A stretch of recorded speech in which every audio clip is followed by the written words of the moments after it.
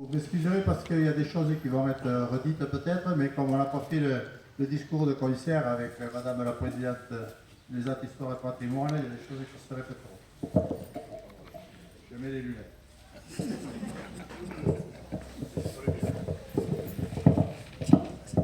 Mesdames et messieurs, à vos grades et qualités, plus vite.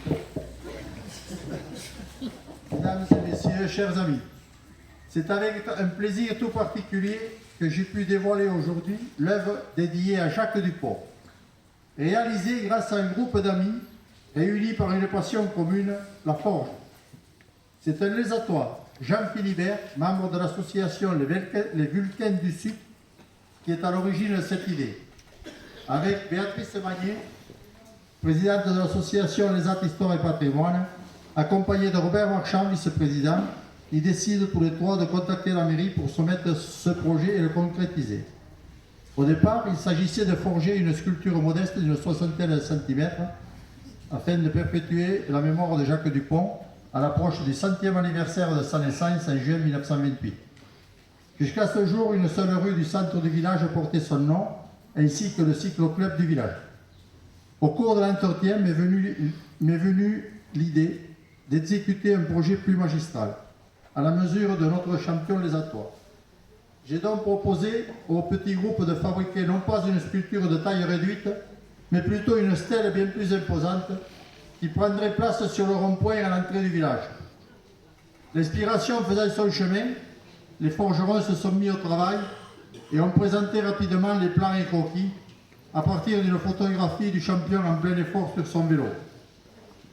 Pour fabriquer une telle œuvre, la municipalité a immédiatement mis à disposition l'atelier et la forge des ateliers municipaux, afin que les artisans travaillent librement et au final, la sculpture réalisée et fixée sur son socle de granit mesure 2,80 m de long sur 2,50 m de haut pour un poids d'environ 300 kg. C'est-à-dire, si nous sommes loin de l'idée initiale présentée lors de notre entretien en mairie.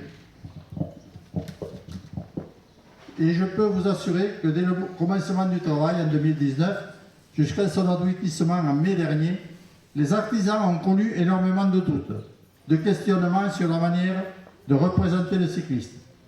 Les réflexions sur la fabrication ont été nombreuses, avant d'aboutir à ce chef-d'œuvre exposé à l'entrée du village en cette année olympique 2024.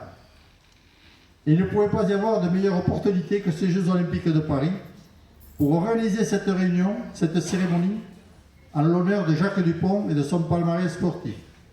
À ce titre, je vais rendre un hommage particulier à Jacques Dupont, qui a obtenu la plus haute distinction olympique en remportant en 1948 à Londres, à l'âge de 20 ans, la médaille d'or en cyclisme dans la catégorie km sur piste, départ arrêté, dans le temps de 1 minute 13 secondes et 5 dixièmes, suivi de la médaille de bronze avec l'équipe de France sur route.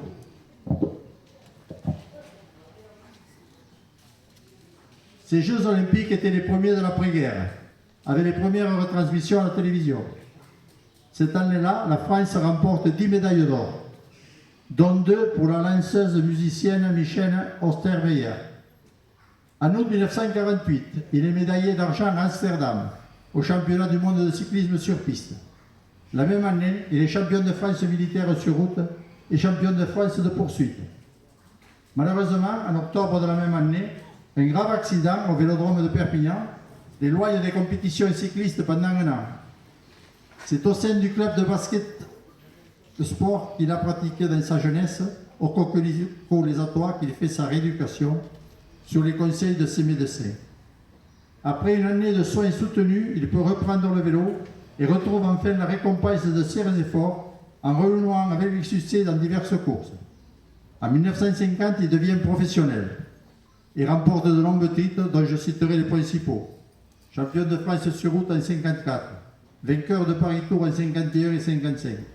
À cette occasion, le 9 octobre 1955, Jacques Dupont devient le détenteur du ruban jaune de la route, distinction qui honore le cycliste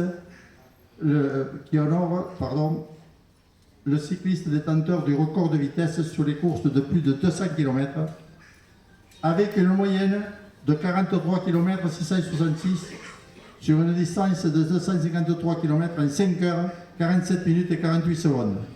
Il conservera ce record jusqu'en 1962, sur une durée de 6 ans, 11 mois et 28 jours, soit presque 12 ans. Il est vainqueur d'étape sur le Dauphiné en 1956. Il se classe deuxième de la course Paris-Bordeaux en 1957 et termine également à la deuxième place du circuit des Ardennes en 1959, année au cours de laquelle il arrête les compétitions officielles. Ce sportif hors pair était connu pour son professionnalisme et une très grande rigueur dans son activité. Il est surnommé Jacques la méthode par ses collègues qui éprouvaient pour lui le plus grand respect.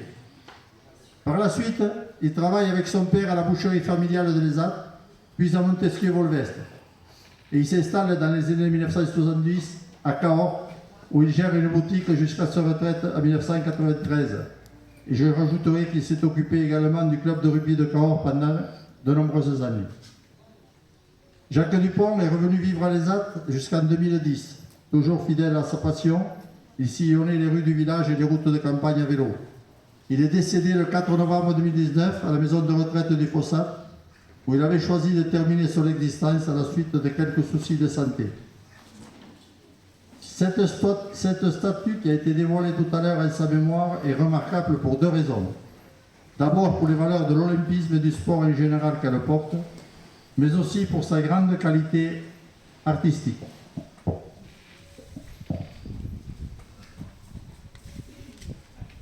Aussi, je veux saluer et remercier chaleureusement les membres de l'association Les Vulcains du Sud pour leur travail accompli.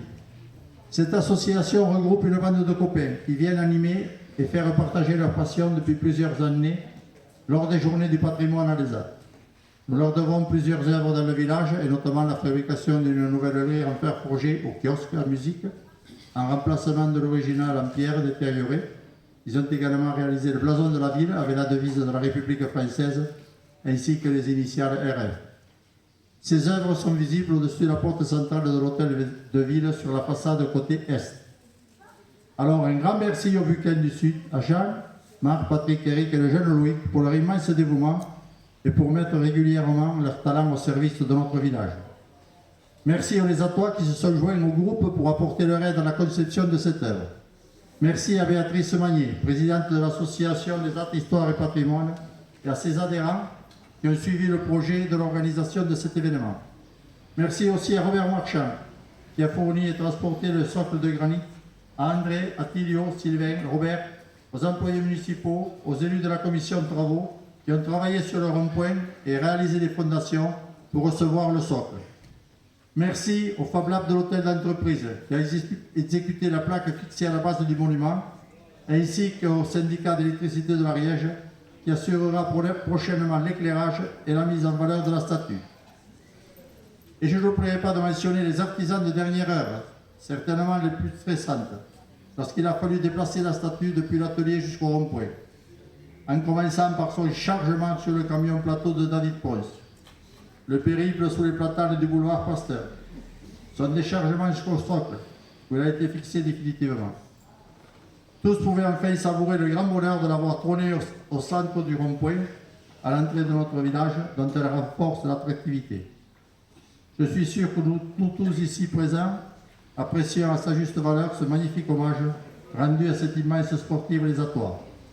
Aussi, nous pouvons ensemble nous associer pour féliciter et applaudir tous les artisans de cette journée. Je vous remercie de votre présence à cette journée et à votre écoute.